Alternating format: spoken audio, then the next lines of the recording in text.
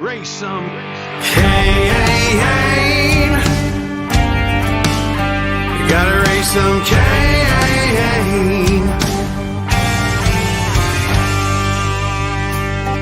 In the heartland where the faith runs strong,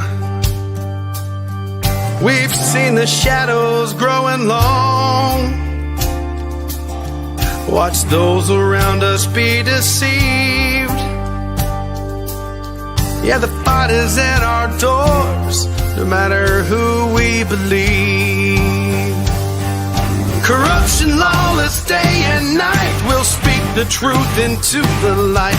We'll bring the battle, heed the call, we'll watch the whole thing fall. We gotta raise some Cain, show the lies, break some chains and make things right. Feel the power, be the change, time is now. We gotta raise some Cain.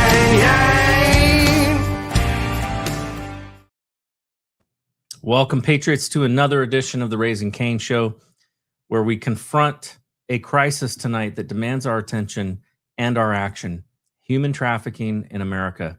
It's not a distant threat confined to distant borders. It is occurring in our cities, along our highways, and in places many would never suspect.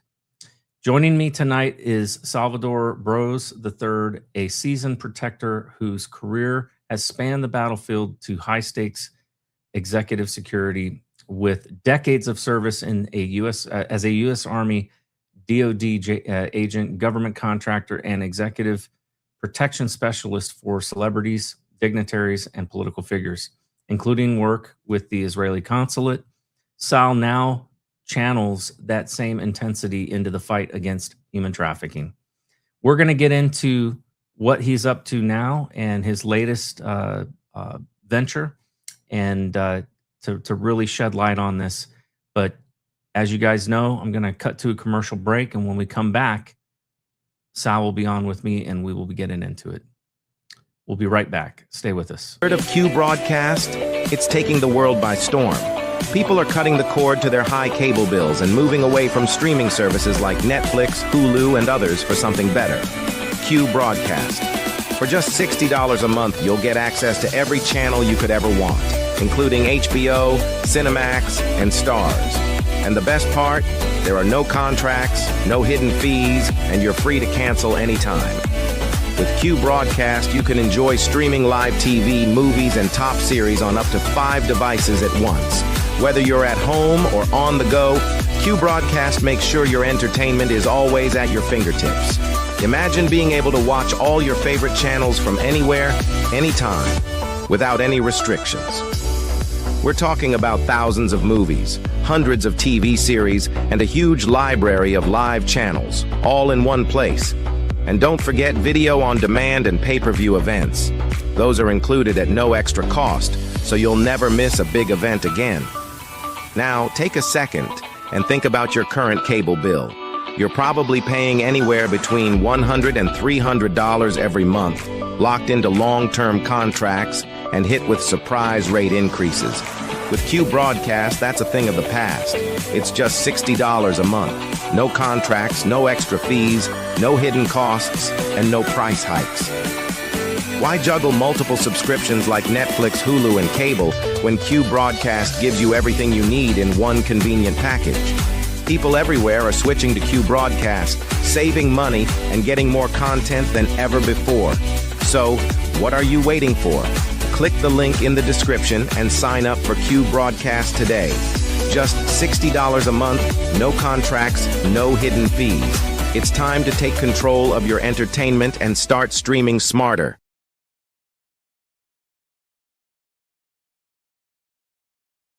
Welcome back, Patriots.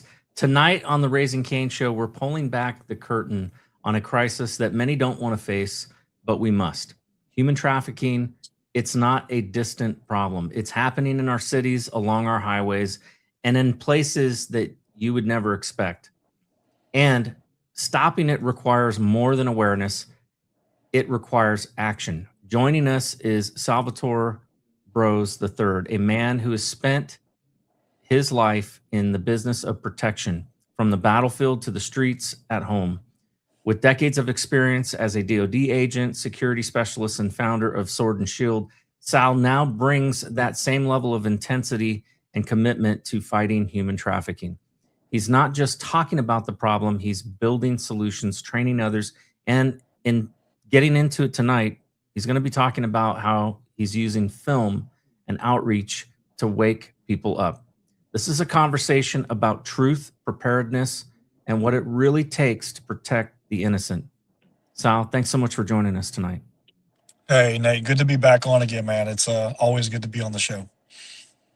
So, the last time I had you on, we were talking about the film that's coming out, and I know it has been, very just you've been under a lot of attack, a lot of spiritual attack. That's not surprising, especially anytime that you're, in the fight. That's when you're going to get hit. And Yeah, it's I know we were talking a minute ago. I was telling you how bad it's been. Like it seems the closer I get to this mark, Hell's legions have just it's like the gates have opened. He's like, go get this guy. And dude, I fight constantly every day just to stay in the fight because something doesn't want me to be here. But this is my place. This is my fight, and I've picked up the sword, and I'm gonna finish it. I've been blessed with the new career, man. When you start out your as a young man and you join the military, you don't really know where that's going to take you. But you always kind of, when you're young and stupid, right? You're like, oh, I got to go to war because that's what I do and that's what I train for. And then you go to war and you're like, oh man, like I don't want to be here. But it gives you this edge, right? It gives you this unexplainable sense of knowledge and power that you have, and you can draw on it, and it allows you to see things in a different way, in a different light. And we can tap into it as men, we can use that, and we can pick up the fight, and we can take it to the enemy wherever we find them or wherever they find us. And it's so funny because I'm watching. I'm sorry guys, in the doom and gloom thing I got going on here. I'm traveling and I'm sitting in my truck, and as I'm talking to you right now, it's storming outside. I see the lightning and the thunder, and I'm just waiting on the rain to come in. But I've been blessed with a new career, and the movie director I've been working with, Joel DeVisser, he's really opened the gate for me to kind of he's just kind of take the wheel and go with it. We're using film now to raise awareness and speak against human trafficking. A little bit different, right? A lot of people like to go after it in different ways, but we're trying to approach it slightly different, but bring awareness because we can reach, our message can reach millions, not just tens of hundreds or thousands or whatever. But if we do a movie right and we get it out there at the right way, we can reach the world, and we can actually teach, and not just preach, but teach people how to protect your families, protect your children, protect yourselves. And just that's the fight I'm in right now. It's interesting because I think one of the things that I'm noticing is that we're seeing technology rapidly advancing. And with the advent of AI, it's going to only increase, right? That curve. I remember when I was in the Army and I was going through electronics training, and I think it's called like Moore's Law or something like that. And they were talking about how essentially the technology is kind of moving like this, and then all of a sudden at some point it started spiking up like real fast, and the technology was miniaturization and things like that was happening so quickly that we couldn't even keep up with it software development wise. So like the hardware, advanced. Now with AI, that has, basically blown that out of the, that whole equation out of the water, and things are rapidly advancing. Why I bring that up is because when you talk about protecting our children at home, I know for me, and my kids are all in their 20s now, but for me, when I was raising our kids, that was during the advent of the smartphone, first happening, right? I couldn't even, and I'm in the world of technology, but I couldn't even keep up, with the the problems that came, with constant access to the internet, and all of these different apps that my kids were using, Snapchat and all of these different social media things. And I really see that as that is going to be a critical problem. And so it's almost going to require, parents to get some basic training, to use a term from the Army. And you think about like what basic training was. It was not about teaching you specialized skills. It was about teaching you kind of the general skill sets that you were going to need no matter what role you played in the military. And I feel like that's kind of where we're going, is that people need to become better at being able to detect, be aware, keep an eye on their kids, keep an eye on what they're getting access to, especially when they're young. All of that. And it's becoming difficult. So, having the detailed specific knowledge about specific apps, probably there's no way for them to even keep up with it. But having certain practices, certain things that they do, certain things that they check, just basic fundamentals, of protecting your family, I think is going to be critical. So I think movies like what you guys are putting together is important. I've always talked about how, my wife, actually, it's funny, she will ask me why I want to watch these, apocalyptic movies. Why are you interested in that? Why is it that you want to see, some highly stressful movie about the end of the world? And I always, I have to equate it to, it's definitely, there's something about being a father and being a man, being a leader of a household. I see it as my responsibility, right, to protect my family. And if I don't know what to do, in even an end of world situation, it creates more stress. So having knowledge about, basic medical, how to find food, how to find water, like all those like things that, if there was some sort of major EMP or whatever, I learn a lot actually from movies. That is a big way that people learn. And so I do think that is using that form of media, I think, is probably one of the best ways of teaching people things. So I commend you on it. And I think that's something that is definitely going to help. But one of the things that I want to ask you, and I want our listeners, our audience to get this as well. Understanding the threat, what are people getting wrong about human trafficking in America today? I think a lot of people don't think it's actually going on. The biggest, it's like the biggest trick the devil ever said was not, to teach the world he's not real, right? So what happens here in America is we're so complacent that we forget to check on our kids. We forget to check, when we walk out of the store, we forget to check the house. We just forget because we have become complacent, and complacency kills. Complacency kills on the battlefield. I've seen soldiers lose it over there and just get complacent, a couple firefights, like, oh, I'm, impervious to this. And next thing you know, you step out and get clipped, and you have to stay sharp. And the thing about basic training, it's not, like you said, it's basic across the board. It gives you a platform or a foundation to learn from, but you can constantly learn. And if you're not constantly learning, you're not evolving, and you have to evolve. And the thing is, you have to sharpen the blade as often as possible. You can't just allow or depend on the basic skills that you've got 20 years ago.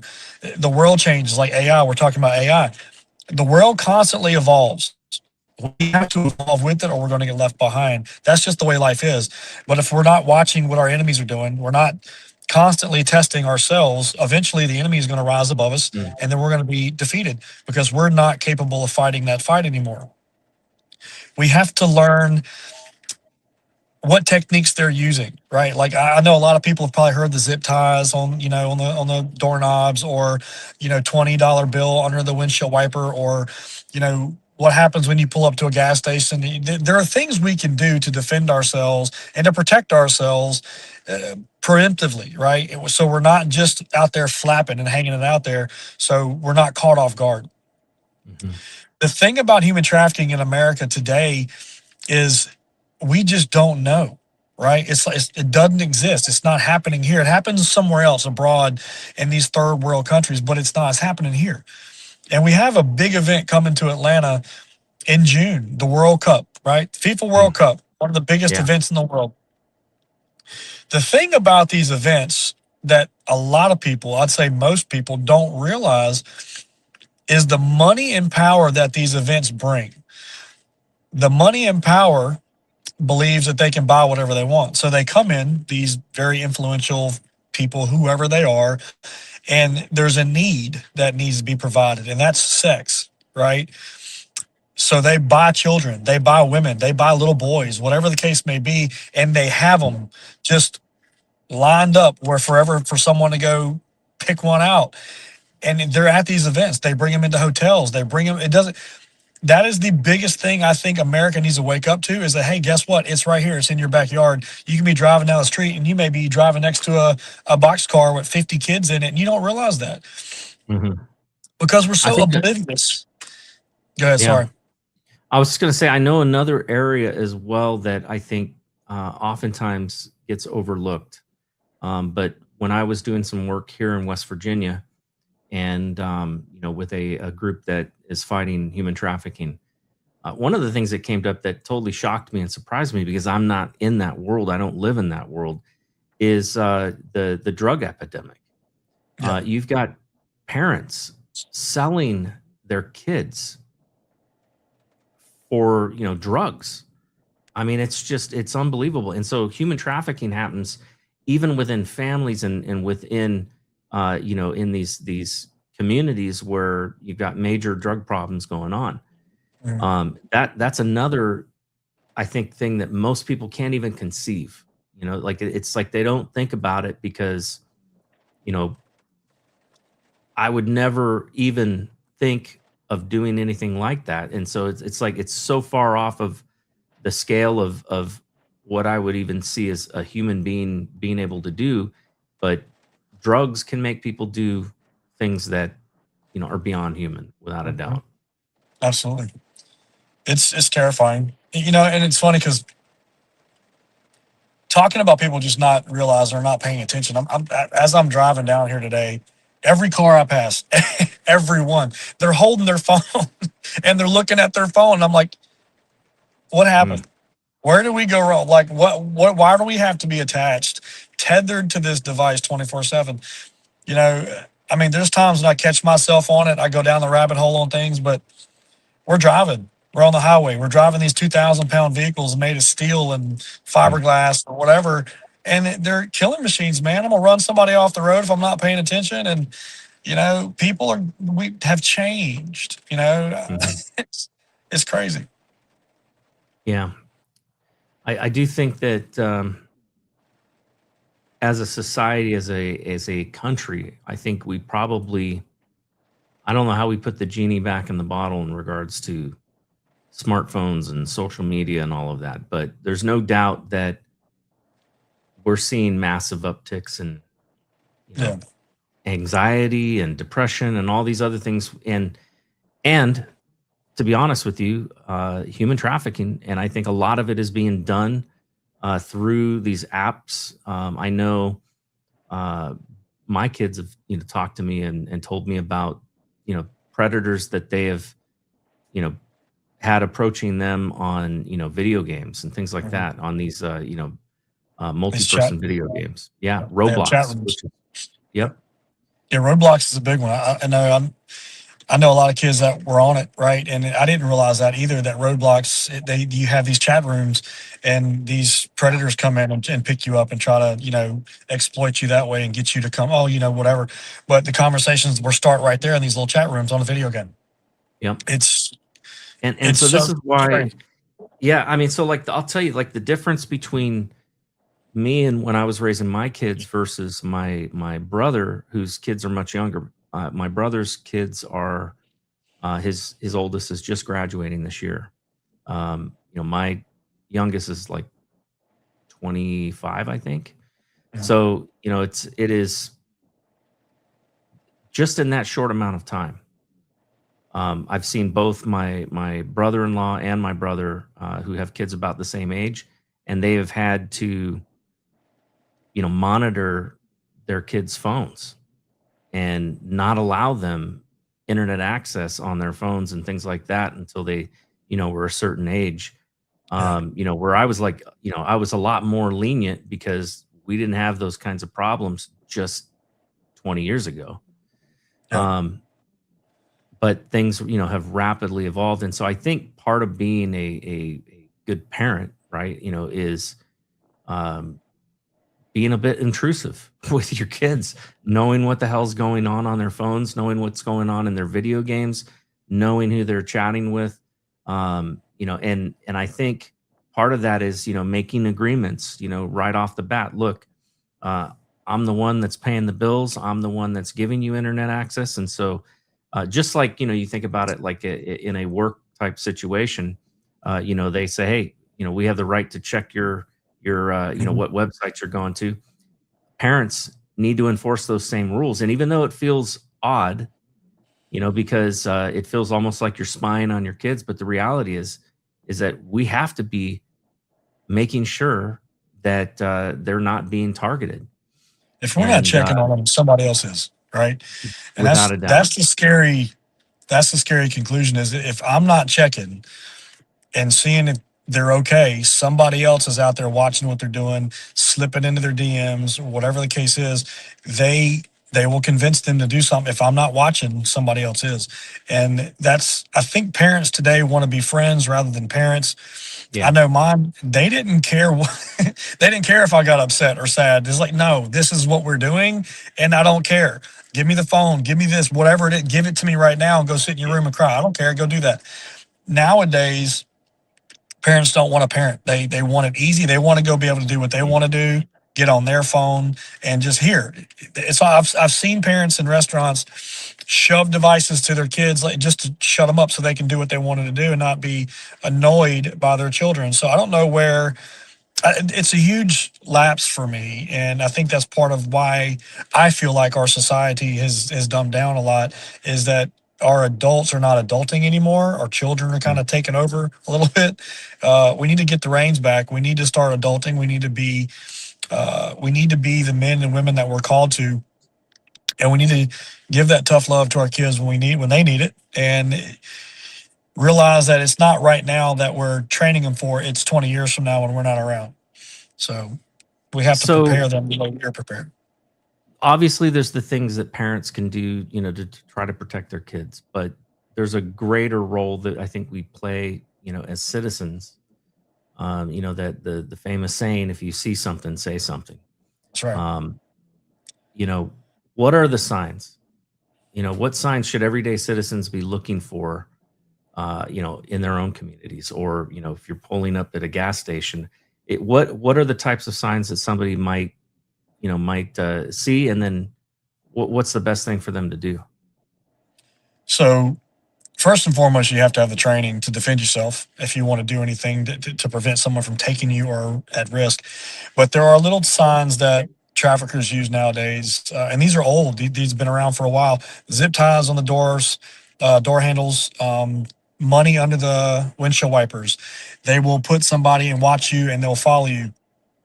Pull up at a gas station, a panel van pulls up next to you. That's why I tell people, if you pull up to a gas station, don't turn your back to the world. Keep your back in your door. Kind of keep that V where the door's open, or just get back into your vehicle, right? You don't have to stand out there while it's pumping. Get back inside. Or if you want to stand outside, put your back inside the vehicle and stay open where everything is out. The door is a defensive measure, and you can see, 270 degrees around your vehicle, and you can stand there and defend yourself. I like to tell everybody to carry concealed. At least you can defend yourself that way. I don't necessarily like people using a lot of knives. A knife fight, you're going to get cut. Pepper spray, you're going to get sprayed. You have to use things that are violent enough to repel the attackers. But there are a lot of things that we don't see as normal civilians, just because we're not trained for it. There are trainings out there. I know the Atlanta mayor's office is putting out trainings left and right now, getting people geared up for the World Cup. Anybody can go take these classes. It trains you on what to look for. what we call indicators, what indicators appear in certain areas at certain times, what to look for as human beings. So we got the human intelligence over here, then you got your signal intelligence over here.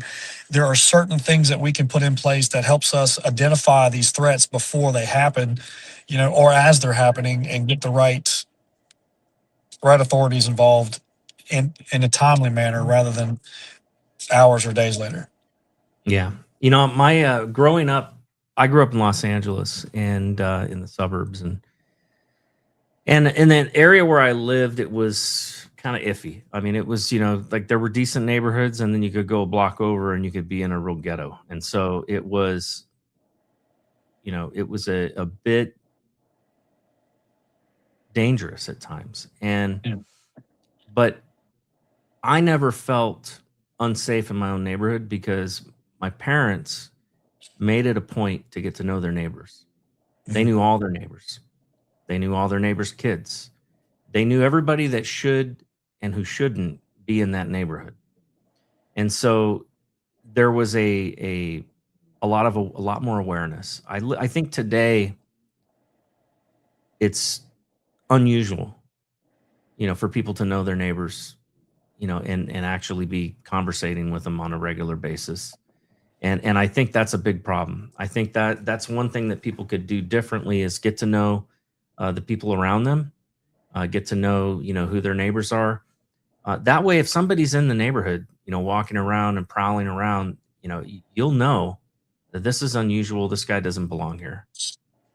And I think that's part of just, doing our due diligence within our own neighborhoods, right?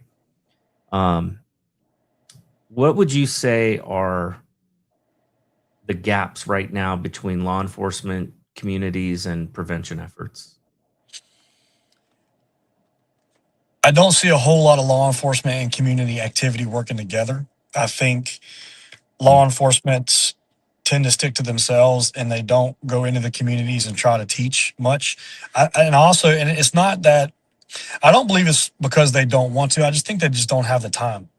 Well, let's face it too, especially in the cities that Yeah. are, run by the Democrats, they've made it a point of going after and harassing the police. You got the defund what a stupid idea. Defund the cops. Yeah. It's not a new idea. In fact, I remember years ago, I was a teenager and my dad had me helping him go around pounding signs under the ground because we were recalling one of our city council members for doing just that. He was basically trying to defund, the Pomona police. And It's a we had a lot of, strategy. yeah. It's a strategy of the enemy to reduce our forces that protect us so that the enemies of the whatever can come after us and have a little bit. It's easier, right? What better way to control a city is if you defund the authority, defund the cops. We don't want cops because they're bad and they're evil and they just like to harass us. Well, now there's no cops. Well, guess what? We're free game. So you got to be careful and that's what I've never really understood how people can be twisted so easily. When you get Democrat, Republican, it doesn't matter. When you get someone up there who's saying, hey, let's defund the cops, and this is why, and people are like, yeah, let's do that. Okay, what are you thinking at all? The cops keep us safe. The firefighters protect us, whatever. We have emergency services, EMS. If we don't have these services, who are we going to call when we need help? 911's not going to be there. We're going to defund everybody. There's not going to be an operator. The cops aren't going to show up, whether they're not enough or they just like, screw it. I don't want to go. It's not worth it because I'm either going to get shot by the community or harassed or rocks are going to get thrown at, whatever, it doesn't matter. But same thing, it's a strategy. And we have to be smart enough to understand that the enemy uses strategies against us just like we use strategies against our enemies. We have to be smart enough to know which ones that they are, right? Defund the cops, that's a strategy from whatever side of the aisle you want to talk about, just to get us, like taking our guns away. It's the same thing. Yeah. Kick off the Second Amendment. We're going to take your guns. Interestingly enough, those same neighborhoods are the ones that are usually pushing both those ideas. Exactly. Yeah. So we're not going to have any cops in there. We're not going to let you have a gun in there. So now the enemy knows, the bad guys know that's free game. That is a gun safe zone. So guess what? I can bring my guns in there and do whatever the hell I want to do. So you got to be careful when you vote for these laws, man, that really kind of open you up. You're not safe anymore. You know, there was a video that I saw pop up in my feed recently.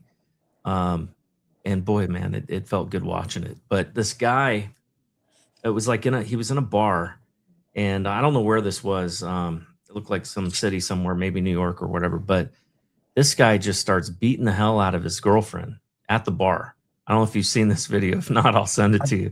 But all of a sudden, you see this guy run out there towards the guy, and he, basically kicks him and chases him out of the bar. And then all these other guys in the bar all go out and they start beating the hell out of this guy who was just beating on his girlfriend. And to me, I think that's what we need today. We need more masculine men that are going to, defend women, that are going to defend children. That if they see something, they're willing to put themselves at risk in order to stop something from happening. I'm glad you brought it up. I wasn't going to mention it because it's kind of a sore subject. Masculinity, right? When did masculinity become toxic, and why did it become toxic? It's the same strategy they're using to defund the cops. They're using to take a man's authority away from him, right? And I'm not talking about a man's authority in which, like, I own you, I control you, I can do whatever I want, tell you when to, you belong in the kitchen. That's not what I'm talking about. I'm talking about men, real men doing manly things, okay? Defending women, defending children, protecting our homes, protecting our wives, being a man. Yes, protecting our nation, being a soldier, right? Masculinity is not toxic. That's just what men do. We are born protectors, born to fight. We are the heads of our household if we do it right. We are the protectors of our house, our city, our states, our country. That is our job.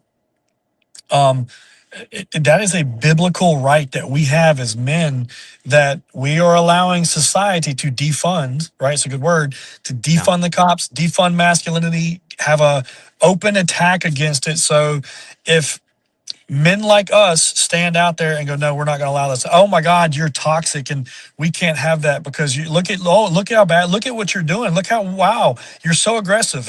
It's just like, if you don't shut up, I'm gonna show you what aggressive looks like, but then we're labeled, right? We're like, oh, he's so bad. He's mean. He's aggressive. He's just, look at what he's doing. It cracks me up. It really does. Cause I see these people and I can see the picture in the videos in my head. I'm like, oh my God, stop.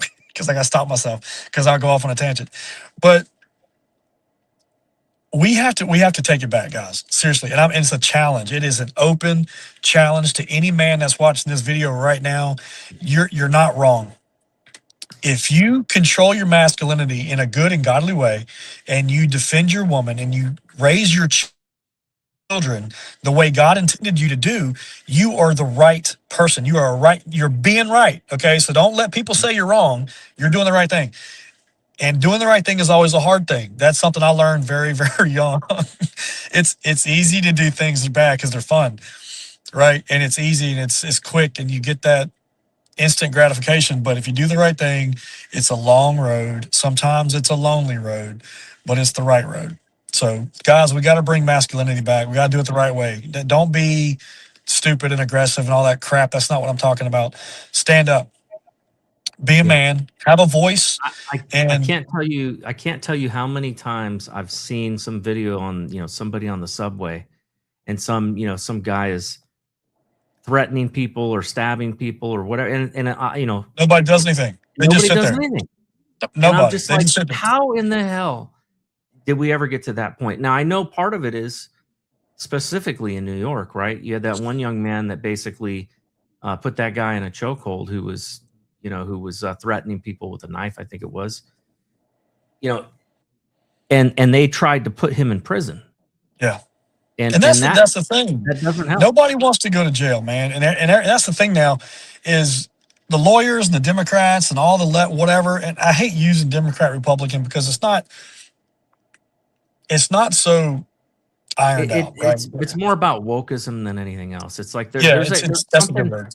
and unfortunately, the Democrat Party has been taken over by the woke. I mean, there's no doubt about it. And I'm sure there are plenty of Democrats that don't believe that, but Yeah, the fact is that the people running the party, the people, especially in these inner cities where they're given cashless bail and crap like that, letting these criminals that just raped a woman or just murdered somebody, letting them get out without having to pay bail, and so they go do it again.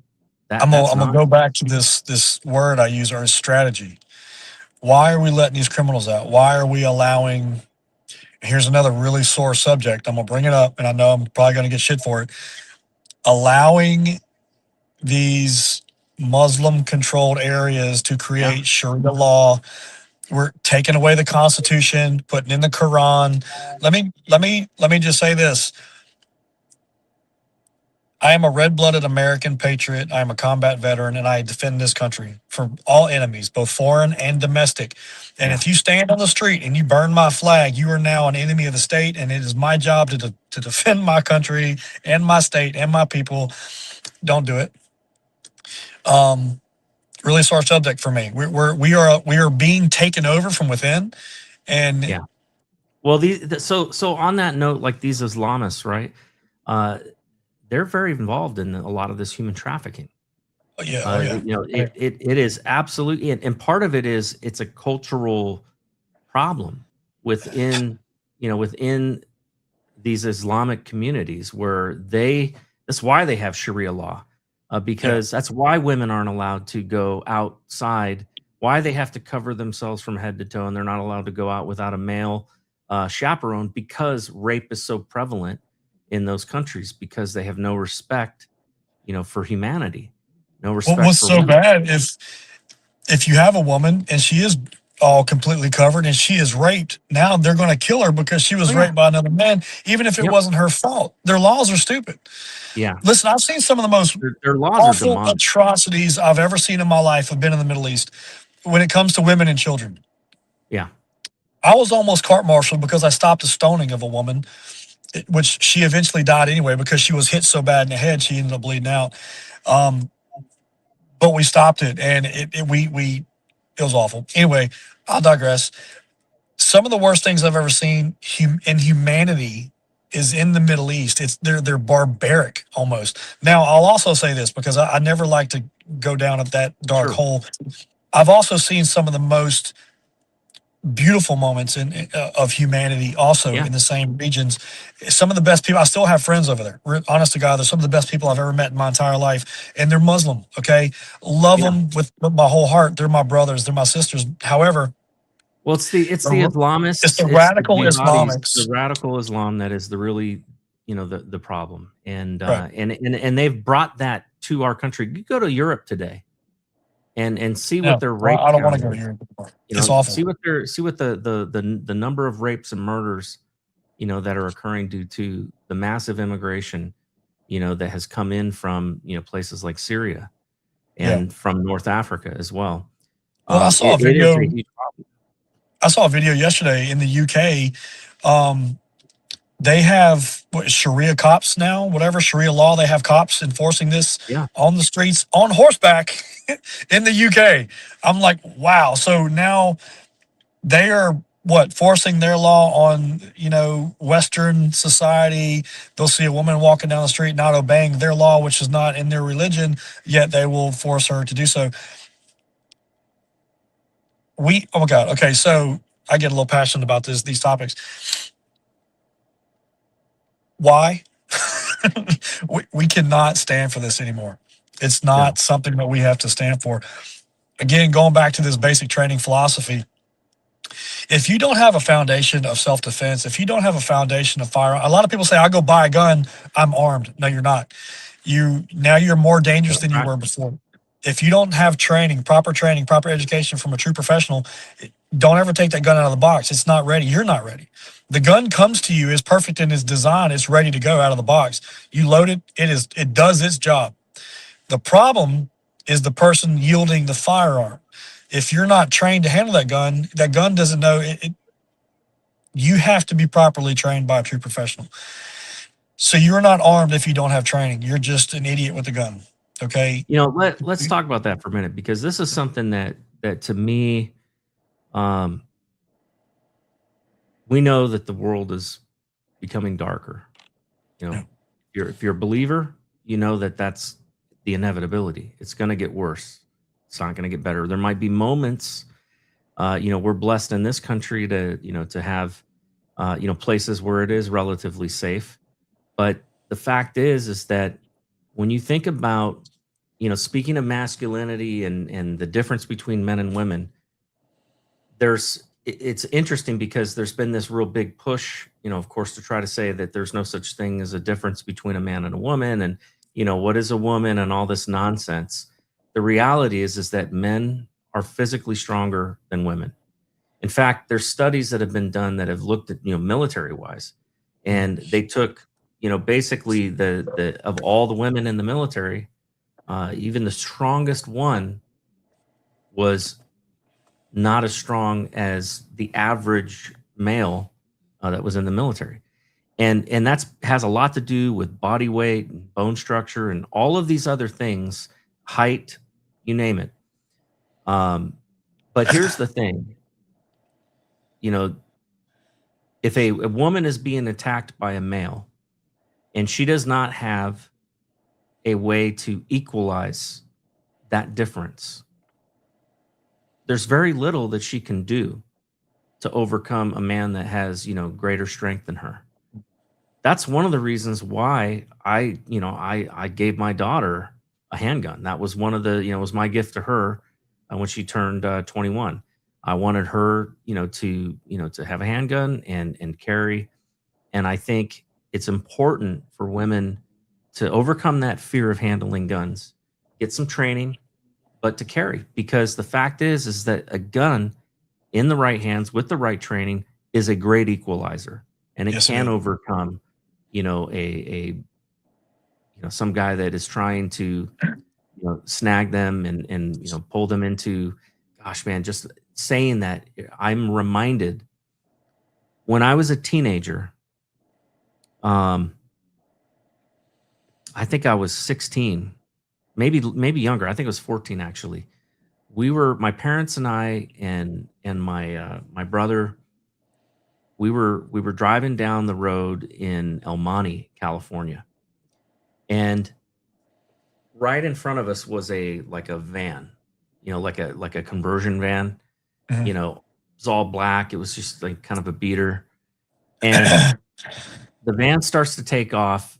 We're behind it. It's doing maybe 30 miles an hour, 35 miles an hour, and this naked woman comes jumping out of that van into traffic. And my parents, of course, slammed on their brakes. They didn't hit her, but I mean, she was all banged up from the fall, and but she was cut around her neck and her breasts, where these illegal aliens had snagged her from outside of a bar, where she had gone to, hang out with some friends, and then she was walking to her car, and they grabbed her, pulled her into a van, raped her all night long, and then they were cutting her with razor blades. And, this is the kind of thing that you want to see justice, but you also want to prevent these types of situations from ever even occurring. And there does need to be some training. I think women need to, men, first of all, need to protect their women and their children. That is our responsibility. The Bible says that anyone that does not take care of their own family is worse than an infidel. And it's Yes, not it just is. talking about, physical protection, but also I think that's why we have a responsibility to make sure that we're doing everything we can to provide for them, financially, care, roof over their head, clothes on their back, food in their stomach, all of that. And of course, we have to pray and ask God for his help in those things. But I hope to God that men will wake up and realize that they have a responsibility and they will be held accountable. they will be held accountable. And it's not just a responsibility. Yes, our first responsibility is to our family, but we also have a responsibility to our community. We used to have something called the neighborhood watch, right? When I was growing Right. up. I don't see that anymore either. No, there are very few. There's still neighborhoods out there that I'm sure that do it, but they're few and far between, and it's looked down upon now because it's again, it goes back to this whole masculinity thing, or you're just being paranoid, and nothing like that's going to happen here, right? Well, okay, defund the cops, take away your neighborhood watch, stop people from training, allow the bad guys to know you don't have any Mm. guns. Where do you think they're going to hit? They're not going to hit some reinforced mansion down the street that's got gun signs everywhere and beware of dog Yeah. and all this stuff. And, Right. they're not going to hit that house. They're going to hit the house that doesn't have that. So, and this story, man, that when you say things like that the lady that was cut, that hurts my heart, man, because that's someone's Yeah. daughter, that's someone's sister or wife, whatever, and I think about it and I think how terrified she had to be and how alone that she had to feel in that moment. For her to jump out of a moving vehicle, I mean, That was her only escape, was that was her only sheer escape. death. Yep. Sheer death. And Let me jump out of a moving car, hope to kill myself to get away Yep. from these people, because what and they're I doing remember is so I bad. remember her scalp was peeled back because she hit the street, and it peeled her face, or peeled her scalp back to where you could see her skull. It Talking was about, that was a traumatic event for me to see as a kid, yeah, I can but imagine. it was also something that made me realize that we lived in a dangerous world, Yeah. and that you can't go into a situation not know your surroundings. Like, it was funny when I joined the military. They talk a lot about about OPSEC, and and knowing your surroundings and knowing what's around you. And to this day, I mean, I was already in that mindset before I joined, but even to this day, the training that I had there, I don't walk into a restaurant with my back to the door. I feel uncomfortable, to be honest with you, in most church settings, because the fact that you have everybody facing forward, and you got usually the entrance to the church is behind you. I've actually brought that up to say, because I've done like church security and I've trained security Yeah. staffs in churches, and they're like, "What would you change?" I'm like, "Everything about the arrangement of the church." I said, "You walk in, what do you see? Everybody's back. The only person that you see the face is the pastor, and he's 100 yards in front of you, all the way down the aisle, sitting on the podium, and he's got lights in his face. He can't see you. He just sees another hopeful a congregation member coming in to sit down. They're Yeah. so unprepared, it's ridiculous." But Yeah. I'm with you. I don't walk into a restaurant and put my back to the door. I'll walk in and I always, get a lay of the land, check out my landscape and where the exits are. And if for any reason I can't actually, or I have to put my back to the door somehow, I take my glasses, I put my glasses on the table and watch the reflective surface of the glass just to see what's coming. And I know that sounds like I'm paranoid, but I am not going to be caught off guard. Yeah. I'm just, I'm of the opinion too that it's like I realize that not everybody is afforded the same gun rights as they should be, right. like I have here in West Virginia. They've got ridiculous laws, inside of Maryland, for example, that once you cross over the border, you got to take your gun apart and separate it into a put it in a locked part of the bullets have to be in the trunk, and the gun has to be it's so ridiculous. Disassemble it and put it in 5 different pieces of the car. Like, okay, that. I mean, I'll just tell you straight up. I don't give a crap what their laws. I had a cop actually tell me this, because I was talking to him about it, and he was a state trooper in Maryland. I'm not going to name his name, but he told me, I was at a gun shop and I was looking for a pistol. This was back when I was a whistleblower and I had people trying to kill me. Right. And I was like talking to him, and I said, "Hey, what about I can't get a concealed carry. They won't let me get one, because back then, now they've changed the laws because of the Supreme Court, but back then it was a may issue state, and and so the only place that you could have it really was at your home, And that's not where I needed it the most. Where I needed it the most was when I was alone, and driving down to Washington, D.C.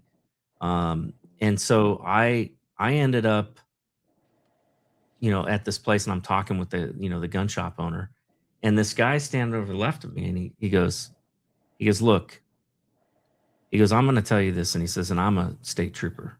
He says, you have rights. And one of those rights is, a right to be free from, unwarranted search and seizure without, probable cause. He says, if I pull somebody over and, give them a ticket for speeding, I don't have a right to search their car. He says, if you're not giving me a probable cause to search your car, I'm not going to search it.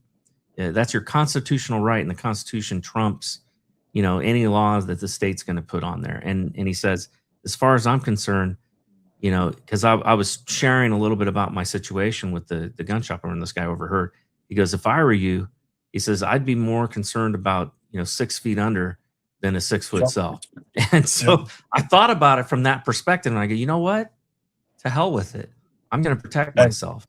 Better be tried by 12 than carried by 6. Yeah. So look, I don't care where I go, what state I'm in, if it's across state lines or not. If, I'm going to carry. It is my God-given right. It's my constitutional right.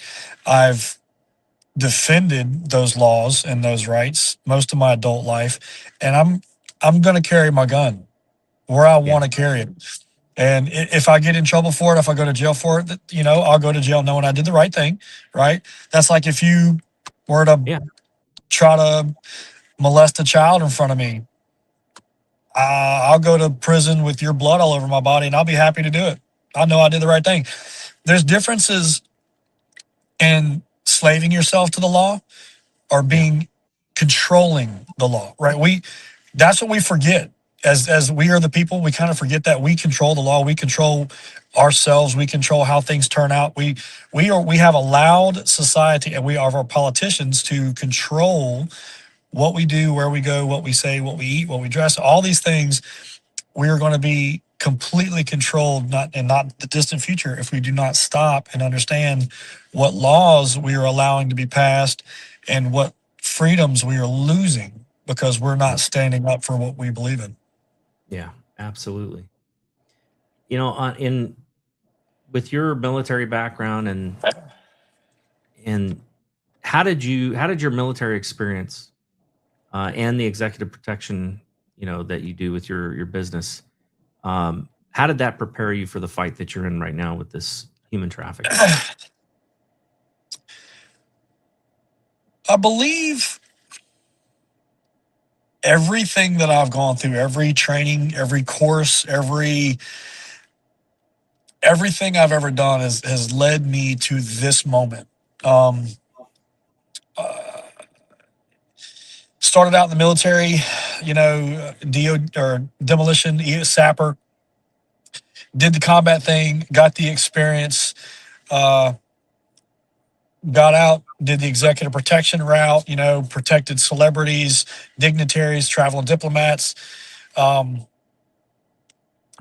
Later on, worked with the Israeli consulate, amazing people, got a chance to protect prime ministers, ambassadors, traveling dignitaries, survivors of the when Hamas invaded Israel. All of my training, everything I've done has led me to where I am today. And I think there are times when we want to do things outside of our skill set that we're not ready for yet, which is why I believe let's take the military training philosophy. Mm-hmm. Everybody gets basic training, right? Everybody comes in, you have a level of basic training.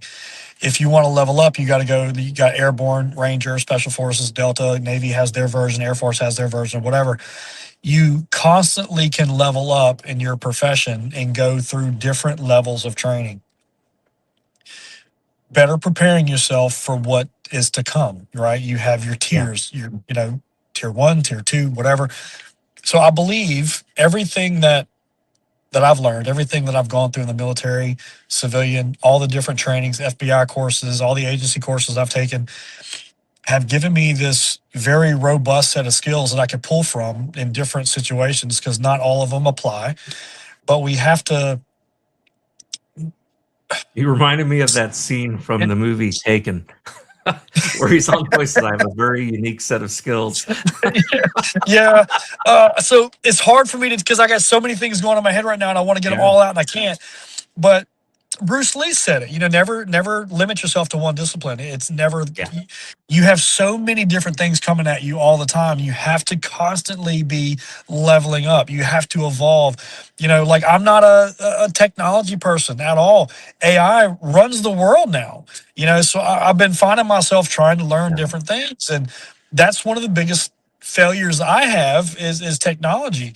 You put me into a combat type situation, or whether it's here in the States or somewhere else, I have a fairly good chance of surviving that encounter. You throw me into like your world, Nate, I'd die in a day.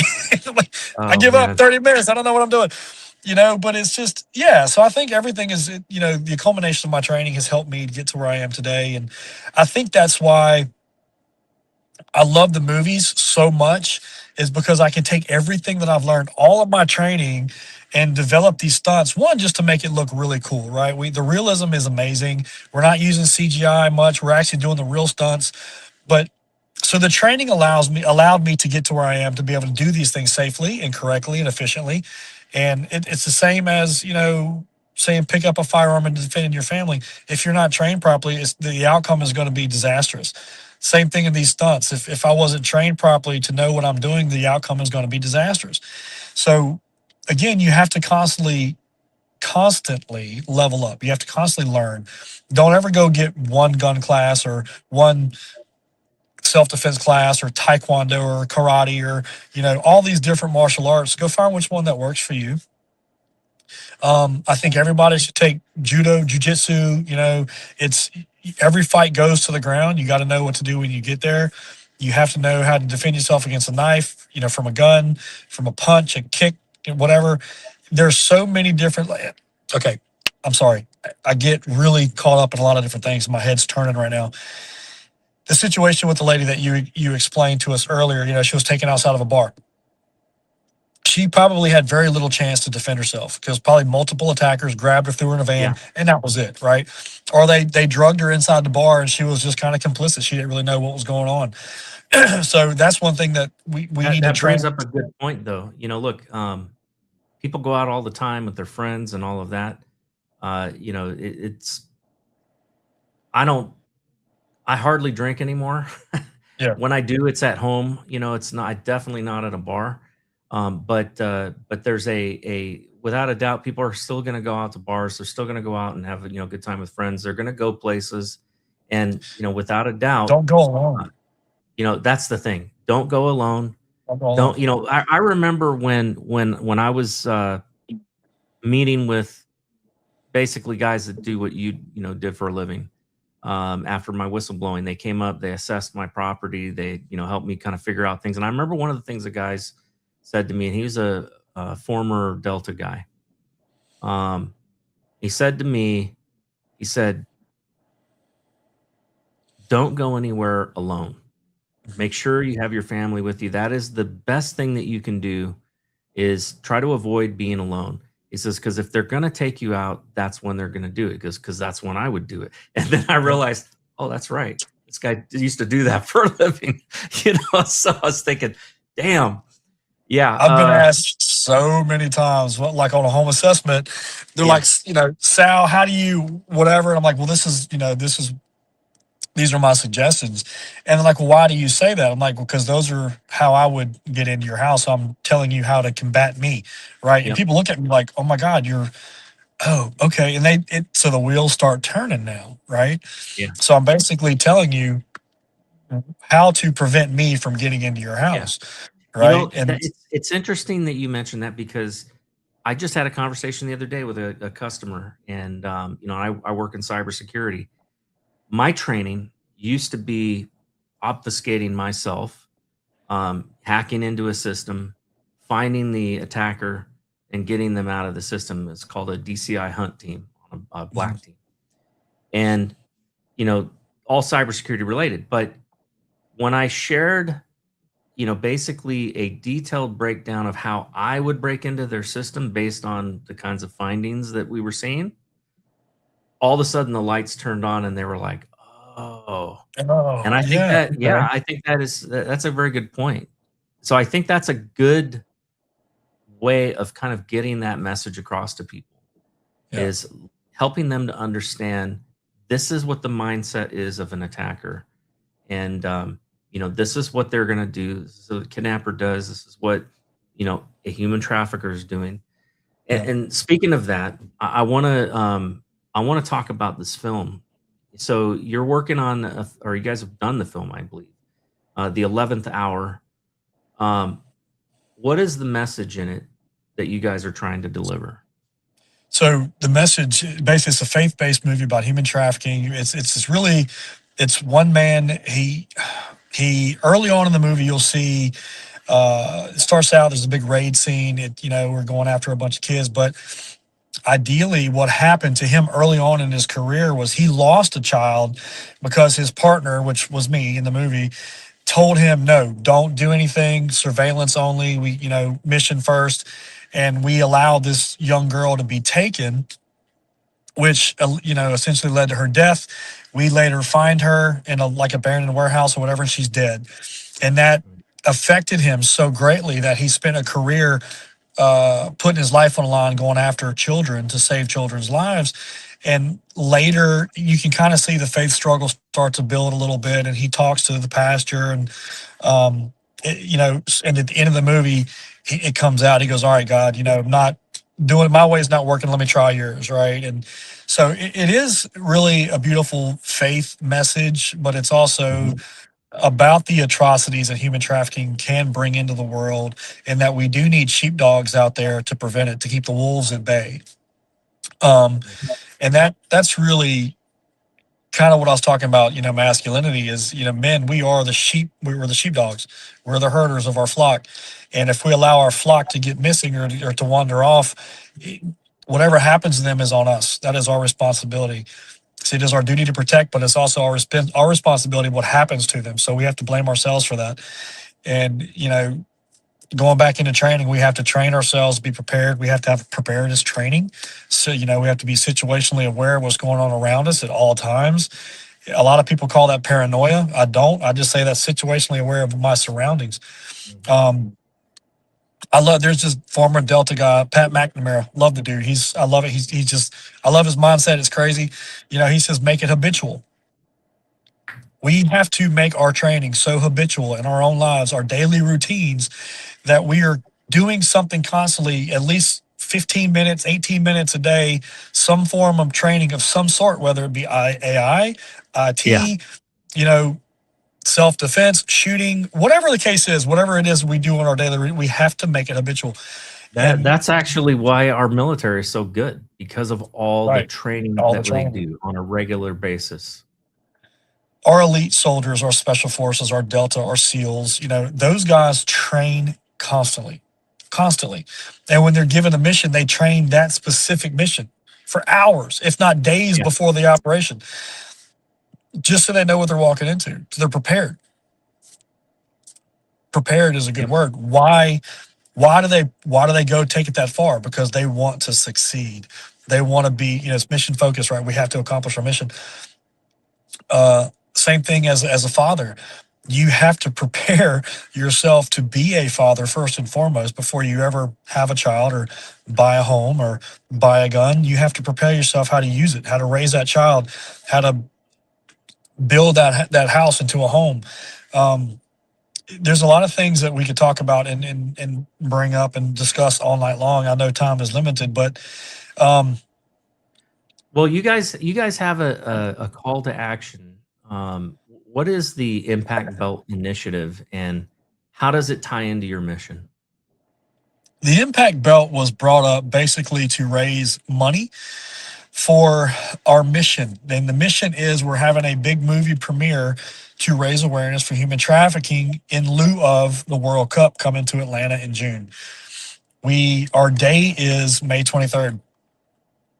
That's the premiere date. We're running a little behind because we've try the Kickstarter route. I hate to say this, but I'm not quite sure the Kickstarter is working. I think there's a lot of, kind of scams that go involved in these things when you start trying to raise money outside platforms like that. People come in, oh, well, come talk to me out here, and it just whatever. Then they can pledge and take the pledge back. So I don't like it.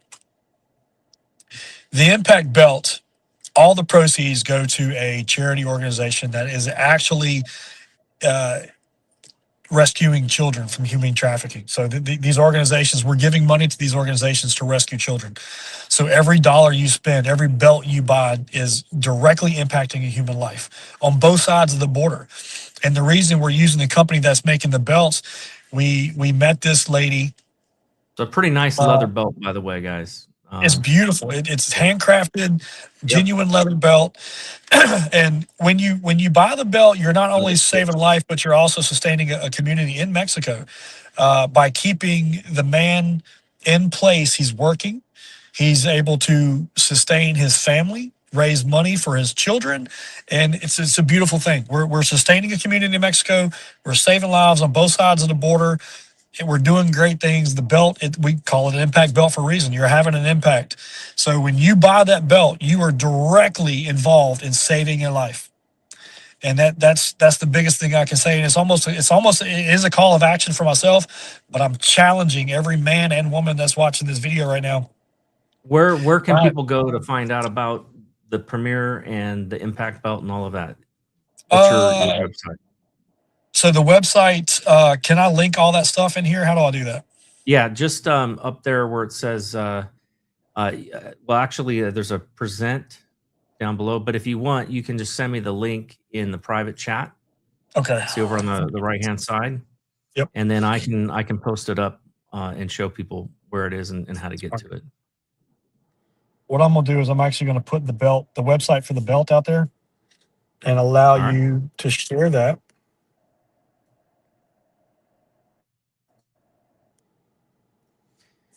Yeah, so folks, look, these things cost money. The fact is that you cannot, there's no way to basically do this without the help of others. And so I want to encourage people to please go and check out this site. I'm going to post it up here. Let me see.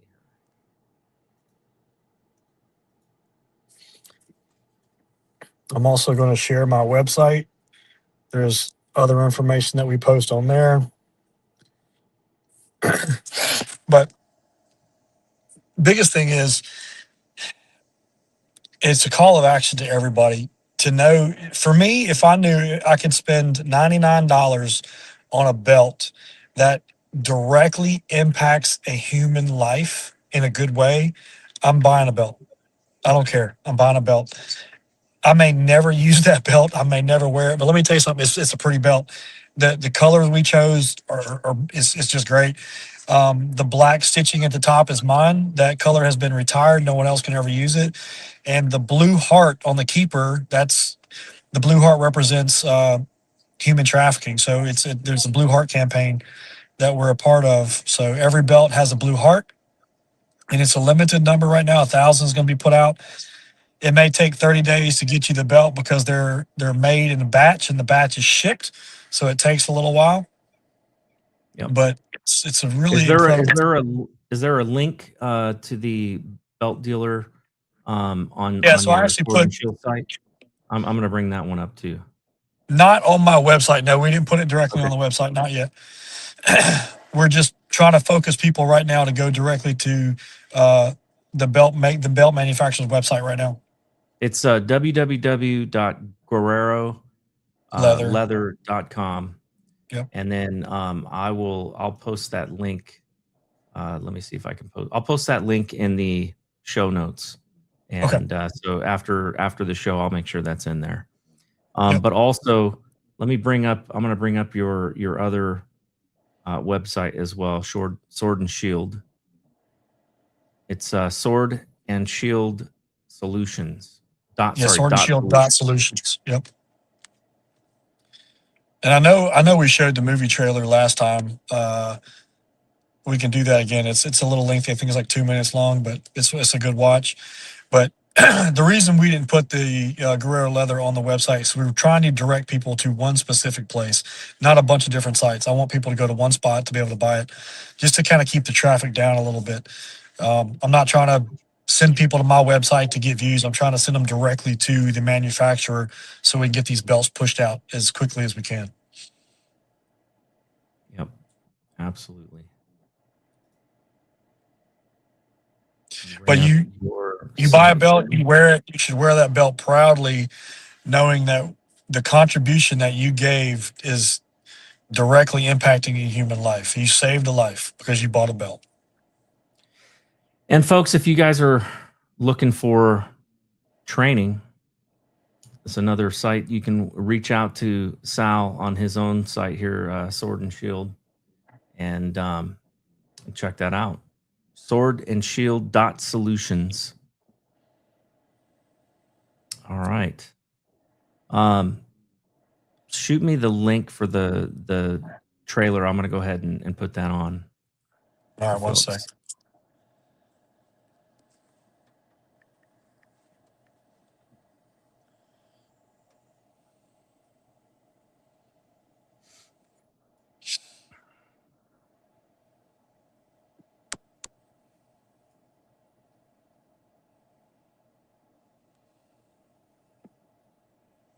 And Sal, if people want to reach out to you, what's the best way for them to get a hold of you? Do you have an email? I'd say email.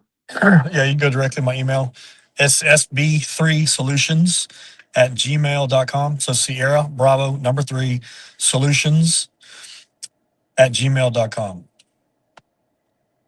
Awesome.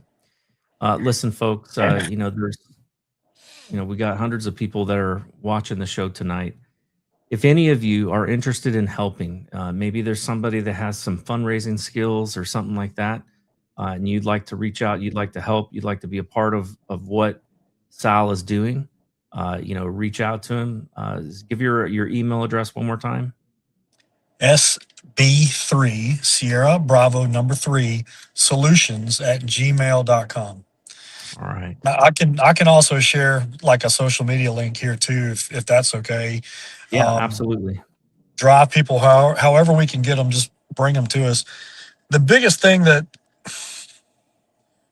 I have a problem with is not being able to raise the money that we need to make this happen, and that bothers me. When it comes down to use a better word, it pisses me off. Yep. But all right, I'm going to go ahead and share this. Yeah, and it really isn't that much money. It's just to do it the way we chose it. How much longer you got? What? Or how many more classes do you have? Oh, no, I'm not. Just daydreaming, I guess. Every dream starts with a choice. You just got to make it. Dreams aren't for people like me. Angel 1 and 2 are 2 mics out. Clear copy, Angel 1. Be advised. Fresh intel is 9 currently being held in the northeast corner. We have a limited amount of time in this life. What we do with it, it has to match, right?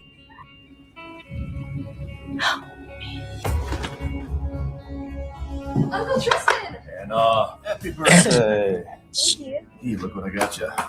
Is this the one from Belarus? Yep. Pretty soon I'm going to have one from every country. That's the plan. He's looking into fentanyl fatalities. Mike never would have knowingly taken any drug. Human trafficking from Mexico to the U.S. Mike, what are you on to? Man, I'd like to think that there's a heaven. But if there is, I'm afraid I've long since forfeited any chance of joining her there. Let go of me! Stop! Let go! I have your daughter. Call off the other cops. Nick, my life is violent. You're the darkest parts of me. You wouldn't even be here. You know, the only difference between a wolf and a sheepdog is a sheepdog controls his violence, uses it to protect. Someone who isn't capable of violence isn't peaceful They're just harmless. You just had to play the hero in a day where there are no more heroes. Is all this that you're doing in your life some sort of what, penance? Are you trying to wash away your sins? That's not how it works, man.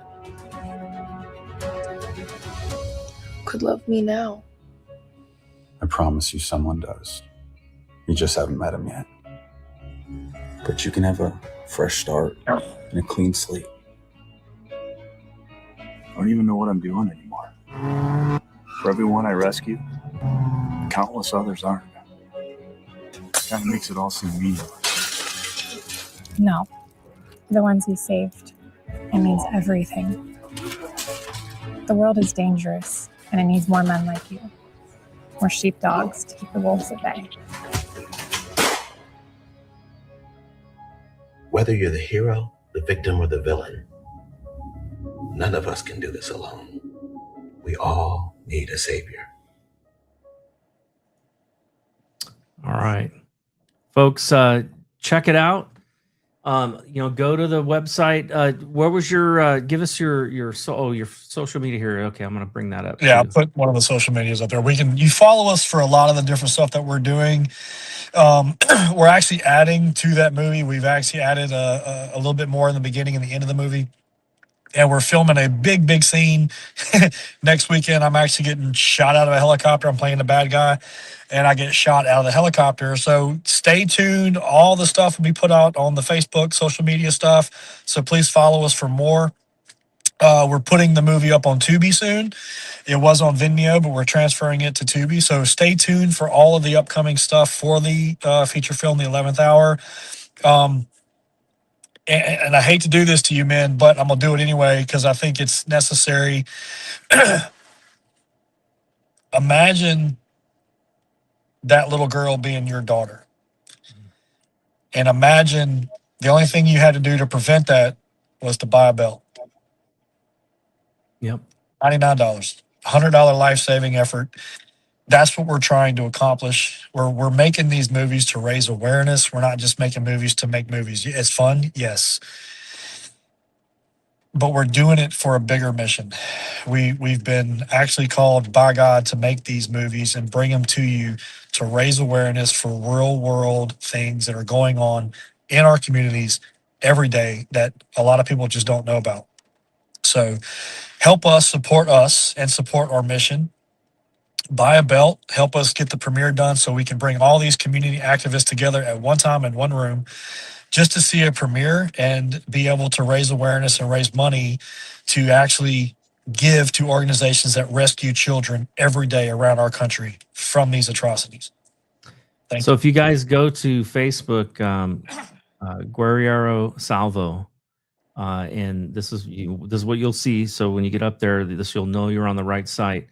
There is a link right there to the Kickstarter where you guys can support this, support the film, and support this awareness. And like I said, the funds for this are going to go to a group that is actually out there and saving kids and pulling them out of these types of situations.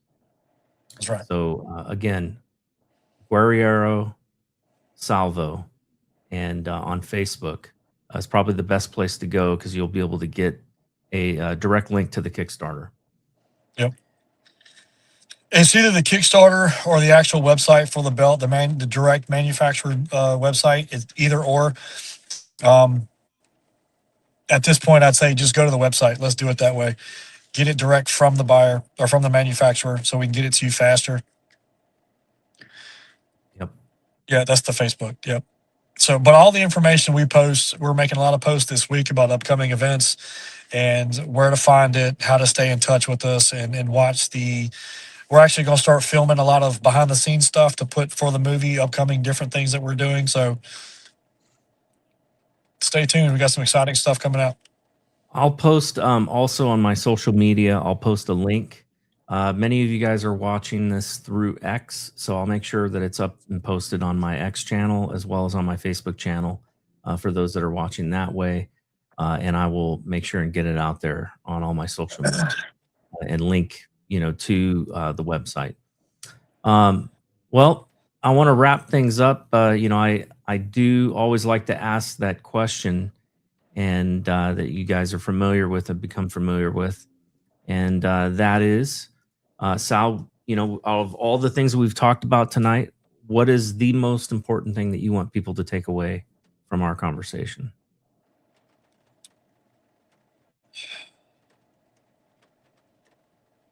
You're never out of the fight. The only fight that you take yourself out of is the one that you take yourself out of. Human trafficking is a real thing.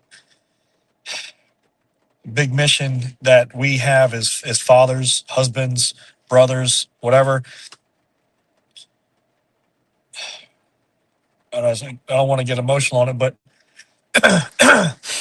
by doing your part as the man in the house, you can simply prevent these atrocities from happening by watching over your own and protecting them and giving them the right training to defend themselves first and foremost, but to be aware of what's going on around them. Don't ever let your daughter or your whatever go out by himself or not in a group, walk from a bar by herself, things like that. Have her trained enough to know what she's doing, to see what's going on around her, and tell her to get off her phone. Don't stay at this 45 nonsense. We have this, it's a new disease. I call it the 45-degree disease, where everybody's looking down at their phone.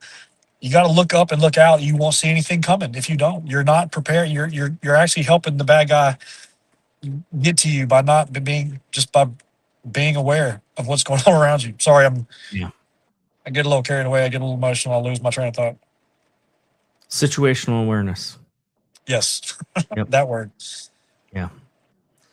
Well, folks, there's a part that we all have to play in this, and in trying to, bring awareness, supporting these types of things.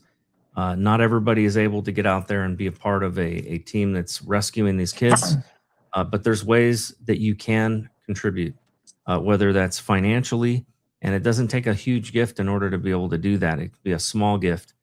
But the fact is that there's a lot of different ways that we can engage and we can be, a part of this mission. Part of it is sharing with other people, letting them know about the film, letting them know about the premiere, letting them know about this fundraiser.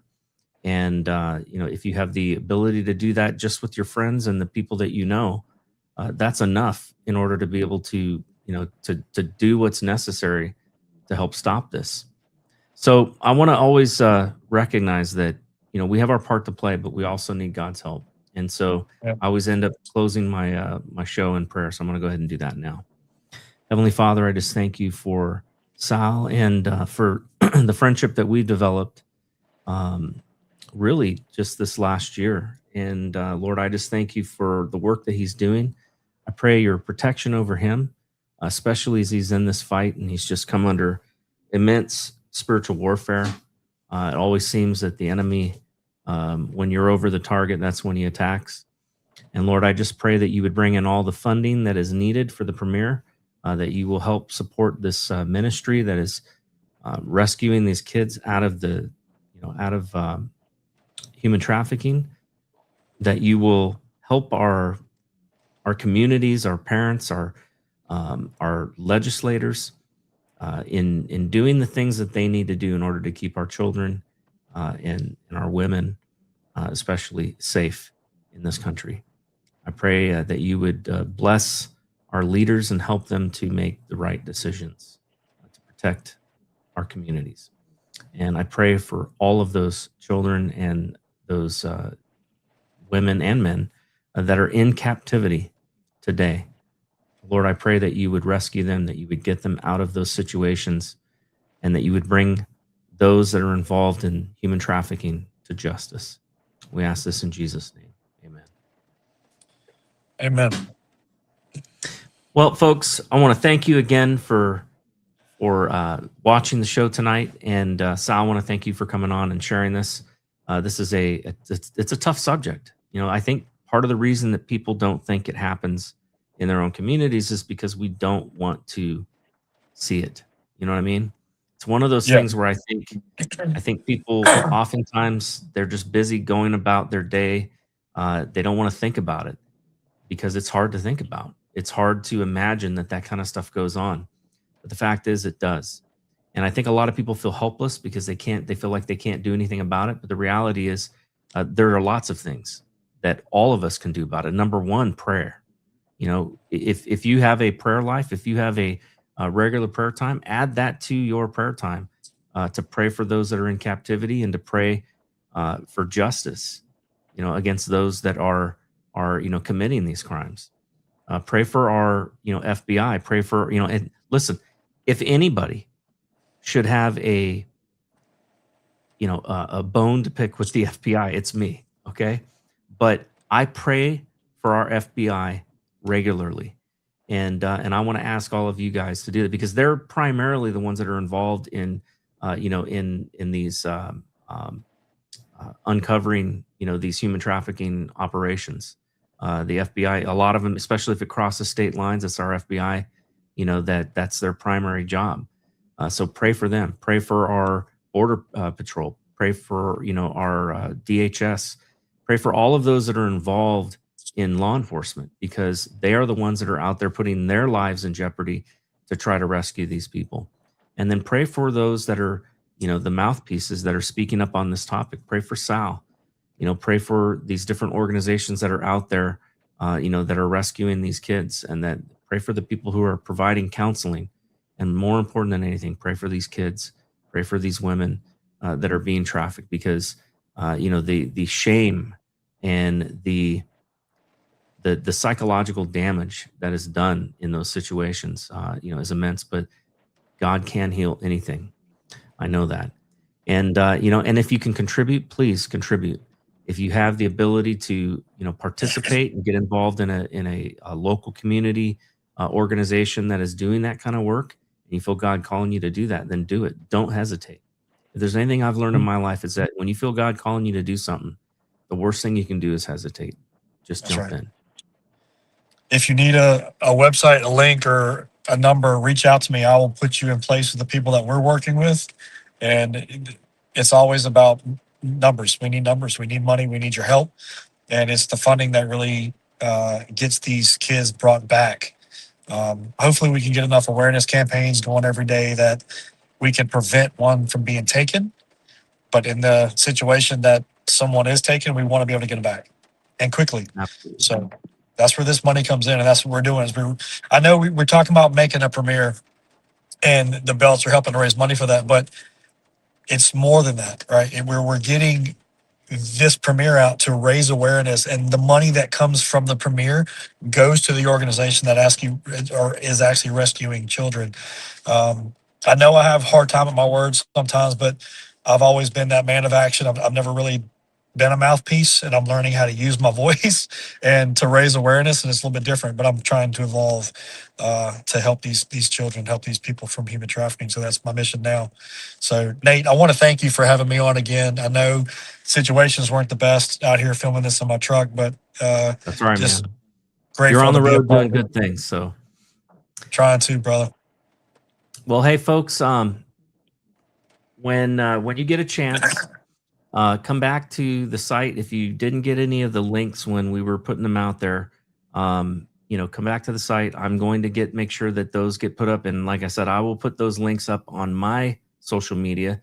Most likely you guys are probably following me either on X or on Facebook, and I'm on True Social as well. So I'll put those links out there on all of those sites and make sure that gets out there. So if you're not following me, make sure to follow me, and that way you'll be able to get that information. And if you need information right away, reach out to Sal one more time if you would. What's your email that people can reach out to you? Sierra Bravo, or SB3solutions@gmail.com. Simple, SB3 Solutions. Awesome. Well, folks, thank you for being a part of the show tonight, for watching, and for supporting the good work that Sal is doing. With that, have a good night and God bless. Thanks, Nate. Raise some Cain. You gotta raise some Cain.